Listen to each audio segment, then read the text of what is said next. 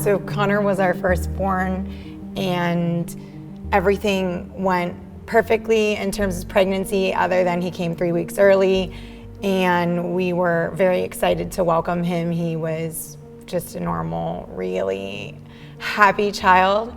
And it wasn't until the past 2 years that we really started to get diagnoses on multiple challenges that he's facing, and we're still going through that process.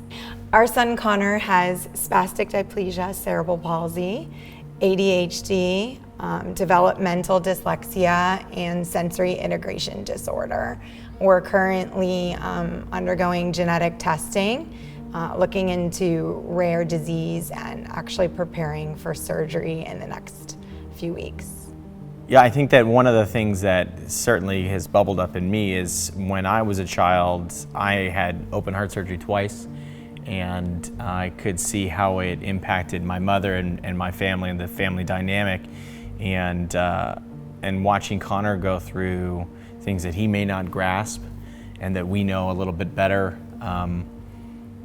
It's a kind of in that impending doom, or that idea that the unknown, it's all of those feelings just swell over you, and you wonder how can you change, or how can you do better, and what is expected of you in those moments. And then he just walks up to you and he says the sweetest little thing like, "What's gonna happen? When's my surgery?" Totally innocent and naive of everything, and almost like it's something that he's looking forward to, and you just hope that everything is as easy as that.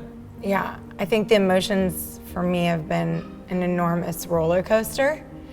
It was almost like, I think, going through grief and all the stages of grief, and just feeling a lot of helplessness until I flipped that into control after acceptance and said, I just have to know, understand, and be everything I can be to make him successful and become the best version of himself.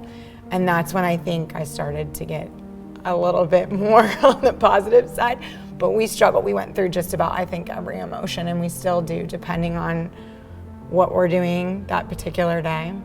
He's a great kid. I think that's one of the things that we should always emphasize. He's extremely determined. He is so strong-willed. I think that's why when we went to the doctors last, they're like, oh, actually we thought we would have to do 4 different incisions or 5 different incisions. We're actually gonna make it less, because we can see he's got so much willpower that he's just gonna push himself beyond what most kids would do, and he'll get better a lot faster and recover a lot faster. And I think that little inner spirit is what keeps us going as well, because we can just see that he's determined. He's going to do what he wants. I always looked at receiving Connor as a gift from God, as a way for us as a family to grow closer to him, and I felt empowered and being able to do everything I could, that self-sacrifice, to bring God's purpose through Connor, because I see it in his eyes and in his will. I think a lot of parents go through this idea that when you have your children, that your life changes.